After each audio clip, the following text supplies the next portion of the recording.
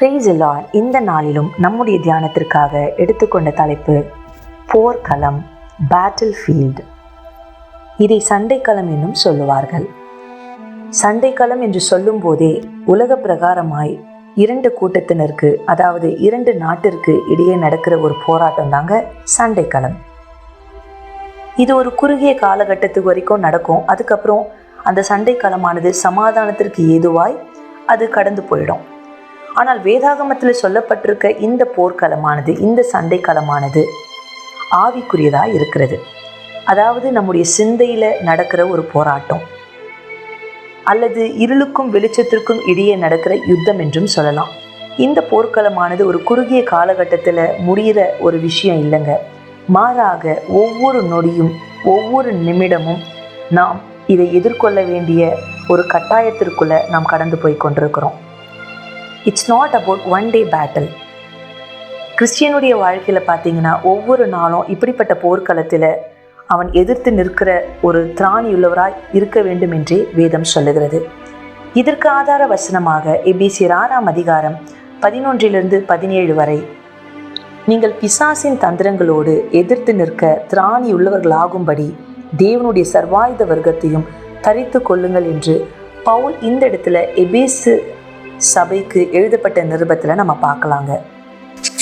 இந்த 3 காரியங்களை நாம் சரியாய் செயல்படும் பொழுது, சரியாய் புரிந்து கொள்ளும் போது, நாம் சாத்தானை எதிர்த்து நிற்க வல்லவர்களாய் காணப்படுவோம்.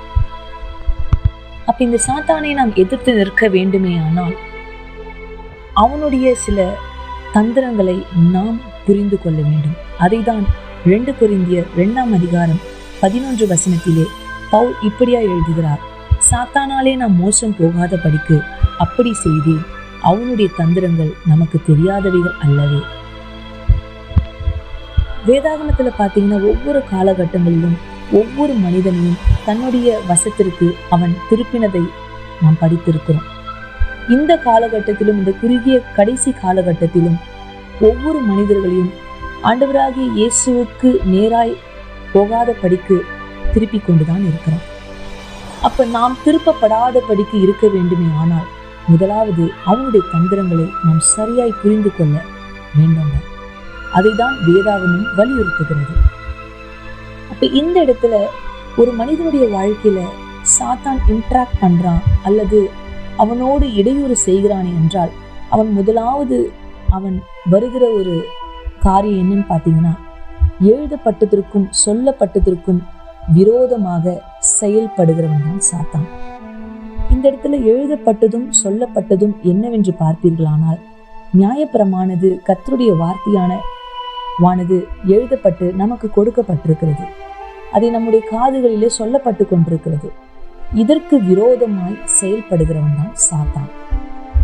நீங்கள் லூக்காவிலே 4 ஆண்டவராகிய இயேசு பரிசுத்த ஆவியினால் நிறைந்தவராய் யோர்தானை விட்டு திரும்பி வனாந்திரத்துக்கு கொண்டு போகப்பட்டு சாத்தானால் சோதிக்கப்பட்டார் என்று அந்த அதிகாரத்தில் நம்ம வாசிக்கலாம்.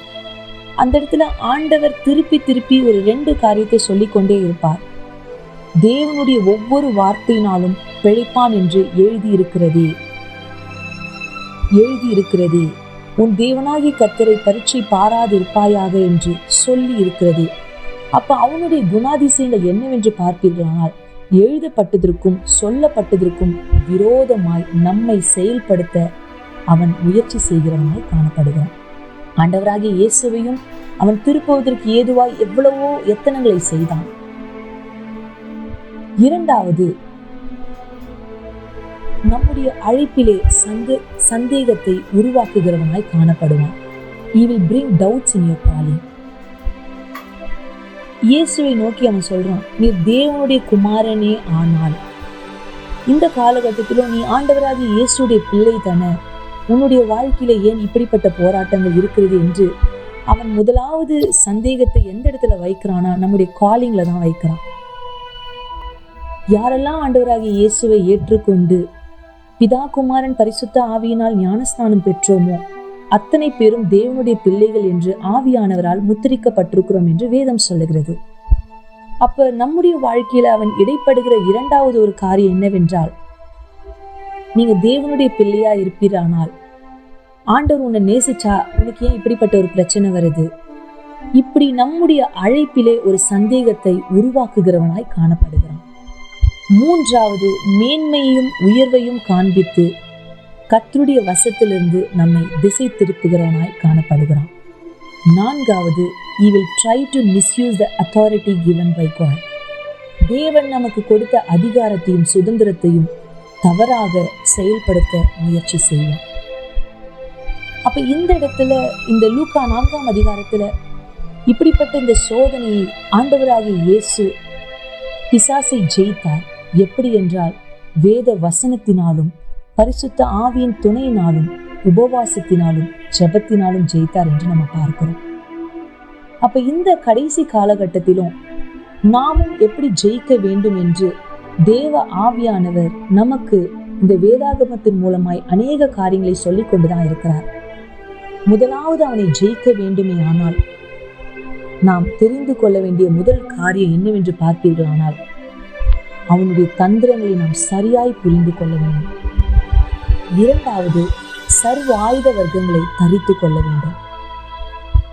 மூன்றாவது, தேவனுக்கு கீழ்ப்படிய வேண்டும் என்று யாக்கோபு 4ஆம் அதிகாரம் 7ஆம் வசனத்திலே இப்படியா யாக்கோபு எழுதுகிறார், தேவனுக்கு கீழ்ப்படியுங்கள், பிசாசுக்கு எதிர்த்து நில்லுங்கள் என்று. இந்த காலகட்டத்தில் நம்மளால இப்படிப்பட்ட போராட்டத்துல ஜெயிக்க முடியாத ஒரு சூழ்நிலை காரணம் என்ன தெரியுங்களாங்க? அநேக நேரத்துல நாம் தேவனுக்கு கீழ்ப்படிய மறுக்கிறதினால்தான் ஓட வேண்டிய பிசாசு ஓடாத படிக்கு நாம் பிசாசை கொண்டு ஓடுகிறவர்களாய் காணப்படுகிறோம். ஏனென்றால் வேதம் சொல்லுகிறது, பிசாசுக்கு எதிர்த்து நில்லுங்கள் என்று. கடைசியாக அவனுக்கு இடம் கொடுக்க கூடாது என்று எபேசியர் 4ஆம் அதிகாரம் 27ஆம் வசனத்திலே கொடுக்கப்பட்டிருக்கிறது. Do not give a devil a foothold என்று சொல்லுவார்கள். சின்ன ஒரு இடம் நீங்கள் ஒரு பின் ஹோல்ல நீங்கள் அவனுக்கு கொடுக்கும்போது அவன் முழுமையாய் நம்மை ஆக்கிரமிக்கிறவனாய் காணப்படுவான். எப்படி யூதாஸுடைய வாழ்க்கையில் ஒரு சின்ன காரியத்தை யூதாஸ் பிசாசுக்கு இடம் கொடுக்கும்போது கடைசியாக அவன் பந்தி முடித்த பின்பதாக சாத்தான் யூதாசுக்குள் புகுந்தான் என்று வேதம் சொல்லுகிறது. அப்ப இந்த நாளிலும் இப்படிப்பட்ட போர்க்களத்தில் நாம் ஜெயிக்கிறவர்களாய் காணப்பட வேண்டுமே ஆனால் நாம் இப்படிப்பட்ட காரியங்களை வேதாகமத்தில் சொல்லப்பட்டிருக்கிற ஒவ்வொரு காரியங்களையும் சரியாய் நாம் புரிந்து கொள்ளணுங்க. இந்த வேதாகமத்தில் சொல்லப்பட்டிருக்கிற இந்த காரியங்களை சரியாய் புரியாதவர்கள் வேதத்துல விழுந்த ஜனங்கள் அநேகராய் காணப்படுகிறார்கள். அதுல முதலாவது பார்த்தீர்களானால் இஸ்ரவேல் ஜனங்கள் தாங்க. இஸ்ரவேல் ஜனங்களுக்கு நியாயப்பிரமாணம் எழுதப்பட்டிருந்தது. மோசே மூலமாய் அந்த நியாயப்பிரமாணம் வாசிக்கப்பட்டும் இருந்து சொல்லப்பட்டதை ஒவ்வொரு ஜனங்களும் கேட்டாங்க. ஆனாலும் இஸ்ரவேல் ஜனங்கள் பிரமாணத்துக்கு விரோதமாய் நின்றதை நாம் வாசிக்கலாம். இரண்டாவது, யூதாஸ் காரியத்துக்கு 12 சீஷர்களுக்கு எப்படி ஒரு அழைப்பு இருந்ததோ யூதாஸ் காரியத்துக்கும் ஒரு அழைப்பு இருந்தது. ஆனால் யூதாஸ் காரியத்துடைய வாழ்க்கையில அந்த அழைப்புல யூதாஸ்னால நிற்கவே முடியல. காரணம், யூதாஸ் சாத்தானுக்கு இடம் கொடுத்ததினால் சாத்தான் யூதாசுக்குள் புகுந்த ஒரு சூழ்நிலை நாம் வாசிக்கிறோம். மேன்மையும் உயர்வையும் காண்பித்து அவர்கள் வசமாய் திருப்பின 2 நபர்தான் முதல் மனிதர்களாகிய ஆதாம் ஏவாள். நீங்கள் தேவர்களைப் போல மாறுவீர்கள் என்று. அவர்கள் தேவர்களைப் போல மாறுவதற்கு முன்பதாக அவர்கள் தேவனுடைய பிள்ளைகளாக இருந்தாங்க. ஆனால் சாத்தானுடைய எண்ணம் பாருங்க, அவனுக்கு தேவனை போல மாறணும். அதே எண்ணத்தை ஏவாளுக்குள்ளும் ஆதாமுக்குள்ளும் அவன் புகுத்து விட்டான். நான்காவது, he will try to misuse the authority given by God.